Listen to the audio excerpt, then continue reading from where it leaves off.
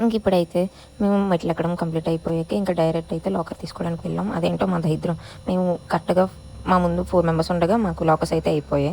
దాని తర్వాత ఇంకేం చేయలేక తినడానికి అయితే వెళ్ళాం. ఇక్కడ అన్నప్రసాదం చేస్తుంటే ఇక్కడ తినేసి ఇంకా మళ్ళీ లాకర్స్ వెతుక్కోవడానికి అయితే వెళ్ళిపోయాం. ఫైనల్గా ఒక లాకర్ అయితే దొరికింది. అండ్ అక్కడే నైట్ అంతా పడుకుని పోయి మార్నింగ్ లేచి అండ్ రెడీ అయిపోయాం. మాకు టోకెన్ టైం 3కి వచ్చింది, కానీ మేము 12కే రెడీ అయిపోయి వెళ్ళిపోయాం. ఇక్కడ లాకర్స్లో లగేజ్ పెట్టేసి ఇంకా బయటకు అయితే వచ్చేసాం. ఇక్కడ టిఫిన్ చేసి ఇంకా దర్శనానికి అయితే స్టార్ట్ అయిపోయాం.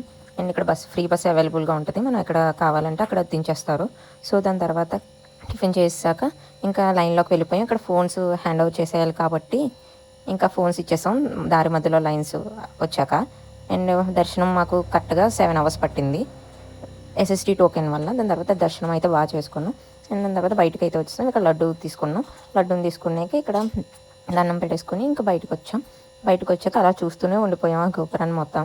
అక్కడ ఒక 20 minutes కూర్చొని ఇంకా ట్రైన్ టైం అయిపోతుందని ఇంకా బయటకు అయితే వచ్చేసాం. అండ్ ఫాస్ట్గా లాకర్స్ దగ్గరికి వెళ్ళి లగేజ్ తీసుకొని ఫాస్ట్గా వెహికల్ మాట్లాడుకొని కొండ కిందకి అయితే వెళ్ళిపోయాం. అసలు అంతగా ఏమీ చూడలేదు. దర్శనం అయితే మాకు చాలా బాగా జరిగింది.